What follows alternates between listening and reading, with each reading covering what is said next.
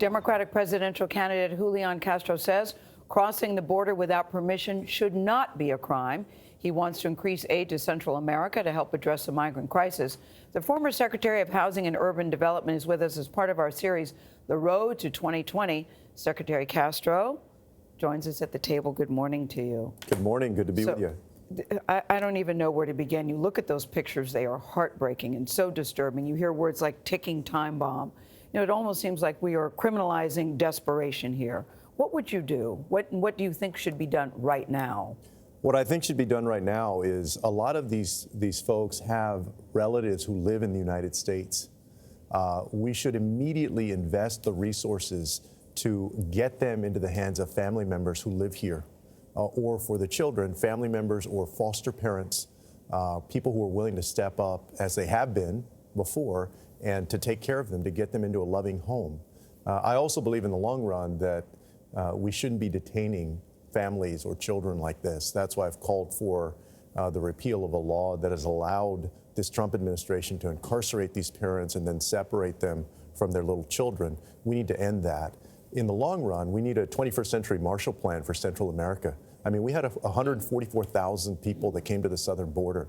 They're coming because they can't find safety and opportunity in their home country. We need to partner with Honduras, El Salvador, Guatemala, so that people can find safety and opportunity at home instead of having to come to this country to try and find it. You're in favor of decriminalizing border crossings. If you do that, how do you still have a secure border?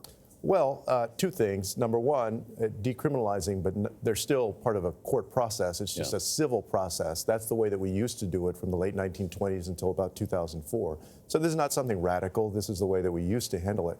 Secondly, we have 654 miles of fencing. We have thousands of border personnel. We have planes. We have helicopters. We have guns. We have security cameras. We have boats. We have a border that is being secured, and we can maintain security, but what we ought to do is use compassion and common sense and not cruelty. And what you see there, those images that you see, that's not who we should be. Mm-hmm. That is evidence of a dark heart of cruelty of this administration that I think is unbecoming of this country. You said earlier that you think the cruelty is almost on purpose. What's the point of that cruelty then? Well, it's clear that this president has used migrants as a kind of political piñata to get elected. That's what he did from the moment that he walked down that escalator, came down the escalator in 2015. He did it throughout the campaign in 2016. He continues to do it. On their backs, he thinks he's going to win another narrow electoral college victory. But at the same time, this is not who we are as Americans, or should be.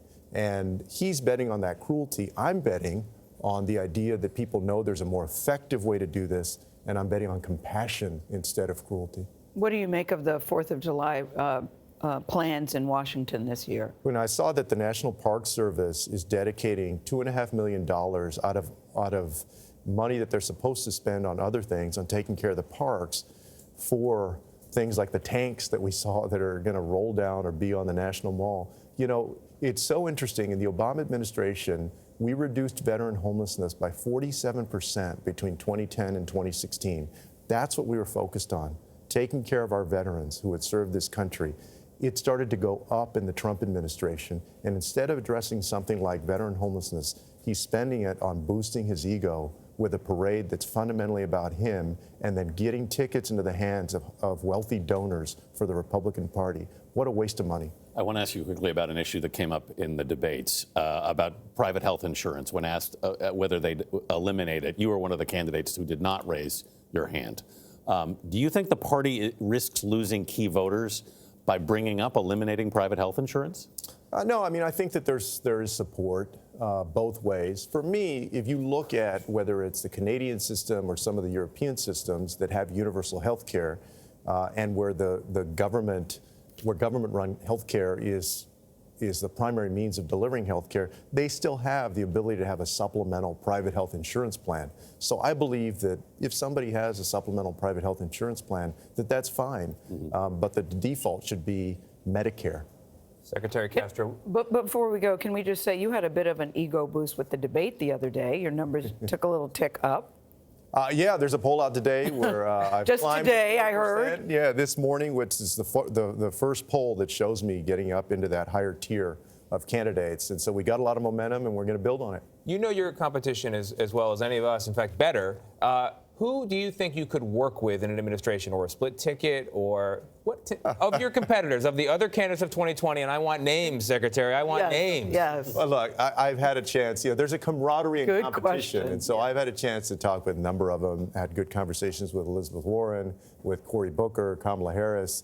People always ask about the VP, and I say, I'm just trying to actually get the nomination right now. I'm not Making me your focused on VP. that. Yeah. Right. Those are 3 names. Thank you. Secretary Castro, thank you.